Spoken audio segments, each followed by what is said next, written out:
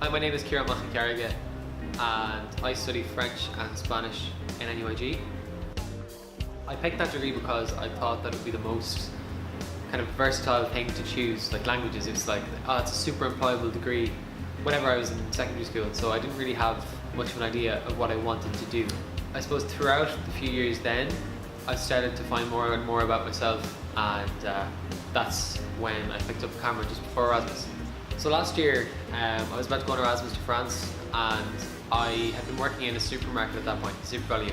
I saved up my wages for like a month, and I bought this like shitty enough point and shoot camera for like €350, and I thought, yeah, this will do me for Erasmus. Like, it'll take decent quality photos, and that was fine. And I outgrew it within like a week. And then my sister had this DSLR, this Canon, and I was like, hey, I argued with her for like, I think something like a month and a half before I went. Could I bring it to France? Can I bring it to France? Every single day. And I practiced with it when I was in Ireland. And then when I brought it to France with me eventually, I just took loads of photos of my friends. That's how it kind of began, was just bringing the camera everywhere and taking these photos. Okay, this should be fun. Just gonna like check myself very quickly. I almost put that down at 800.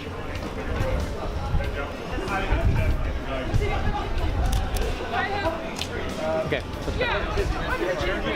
I've got actually like a lot of really good stuff down the Spanish art side. I don't quite know why that is, because usually I work really well in like these kinds of environments, like really tightly packed with loads of people. Spanish art is quite open, and I've still managed to get some good things. So it's, I don't know.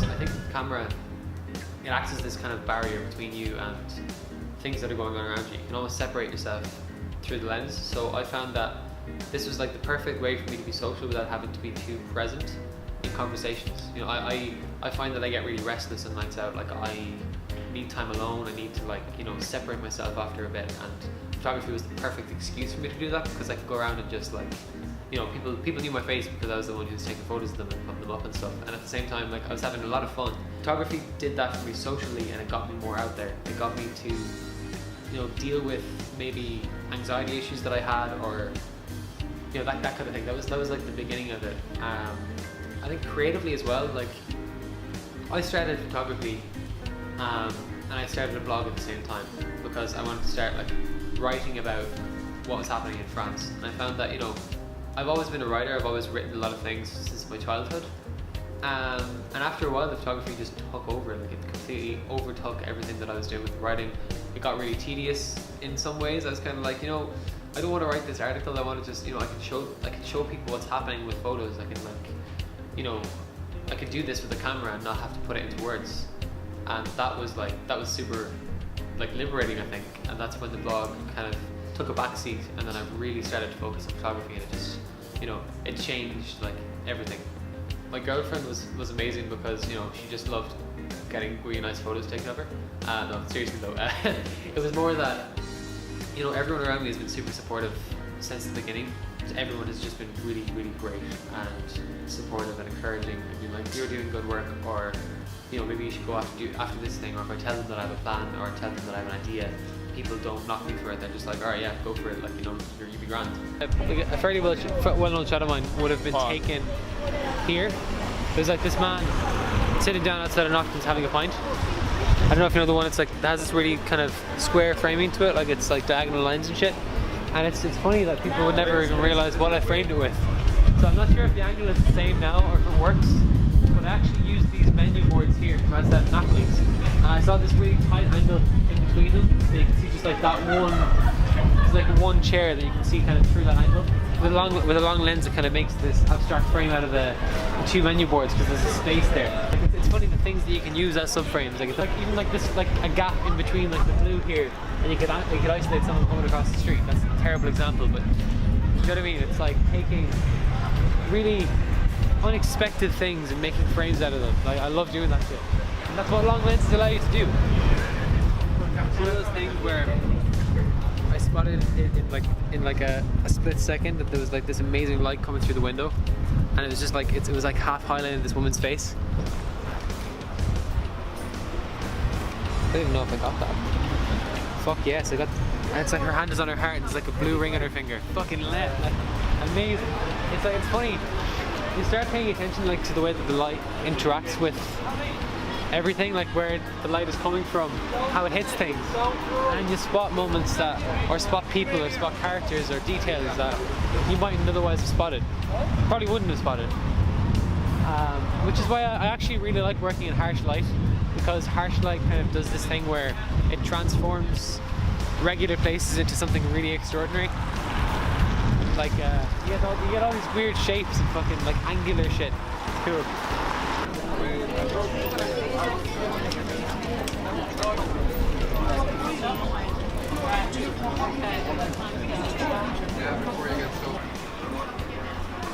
Now, I'm gonna show you this for a second. So, see this like red wall here? You remember there's like this shot on my Instagram, and it's like this couple who were dressed in these like 1920s clothes. I don't know if you know the one I'm talking about. It's like this. They were like standing right here beside this bin, and I was like all the way back here, and I had a long lens fortunately, and I just kind of got these two kind of shots of them, and it's unbelievable. Like I couldn't do that if I was like right close up to them, because I don't know, I feel uncomfortable doing that sometimes. And I have done it before. I've gotten like this close before for a shot, but generally that's kind of not my style. I don't like invading people's personal space. Do I have like mustard on my... Probably do. I tend to like gravitate a lot towards like solid colours. So like you look at Noctins as well over there, it's really, really nice. It's kind of solid blue. I just haven't managed to get anything that I really like from there yet, but I will at some point. We'll see. Particularly like hands, and like love the yellow coat, scarf, selfies all the time. It's almost too easy taking photos of people taking photos because there's just so many people all the time. I love your man's mustache over there. There's like a couple walking and he has this really nice kind of like a handlebar mustache. It's too far away though. Shit, like people holding umbrellas, or like that's a nice hat right there. Like what the hell is with that anyway? Oh my god.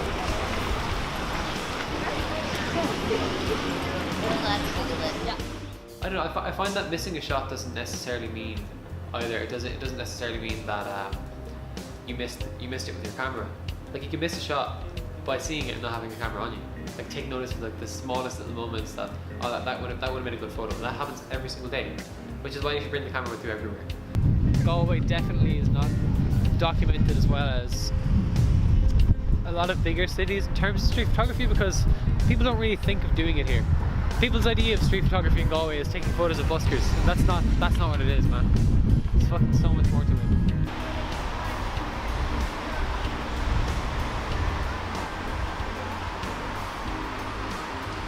What I'm doing is like I'm using the cars as a subframe right now. Sometimes you might look like a bit of an asshole, or people might judge you for doing this kind of work, but it's so important. And in the long run, I don't mind people looking at me like I have two heads sometimes. Like I don't mind getting looks. I don't mind. Like sometimes I'll wait for eye contact specifically because I know it'll make the frame better. And I've still never gotten confrontation as such. I've never been given out to in person by someone being like, "Why are you taking my photo?" And even if they did, or I've been spotted before, what I do is I look at them directly in the eyes and I smile, and I kind of just like I kind of wave, and I act as friendly as possible and as open as possible, and just kind of slowly walk off. And people, whenever you're open about what you're doing, they're less likely to be confrontational. People are generally not confrontational anyway. It's kind of, they're sound enough like. I feel that people a lot of the time as well, they tell you that you have to have a certain camera for street photography. Not the case. Street photography is like the most accessible form of photography that there is. You can take anything out with you, like whether it is a phone camera, whether it is like a high-end DSLR, whether it's fucking like a point and shoot, it doesn't matter. It's the fact that street photography is, by definition, a genre of photography where you take whatever camera you have in your hands at that particular moment out and you document, and that is literally it. That is the crux of it. It's about taking little snapshots of life, of things that are happening in a place in any given moment at any given time, and it's just literally a means to an end. Whatever camera you have at your disposal, you don't need anything expensive, you don't need anything ridiculous. It's all about just using what you have. That's really important.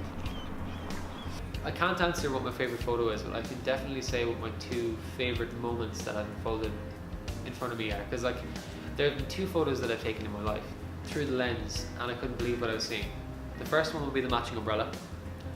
This red and yellow umbrella comes down, walks right down the path, and it matched the crossroads and the railings. And I was like, how the fuck? Like, if like this is one of those things where, you know, no one would ever have seen that if I hadn't taken the photo. The first one. And the second one was, I was taking loads of like frames of this particular signpost, and it was cool, with a green wall behind it. And then I'd step back to get like a fuller shot of the frame, and then this group of lads came along. This group of like 4 lads. 3 of them went right into the left-hand side of the frame. Like, one of them had a bike, and there was like 2 of them, and they were all, you know, just in a silhouette, kind of in the shadows. And then one boy standing right in the light, blowing like a yellow balloon, and it was ridiculous. Like, I literally couldn't believe what I was seeing before my eyes. Took 2 shots of it, and they were gone. And again, it's one of those things that like, that's like a 5-second moment that it, you know, if I had never taken that photo, it never would have been seen. And that's like, it's magic. Do you know what I mean? It's absolutely magic what you can get if you're switched on to what's happening and you see things like that. Like.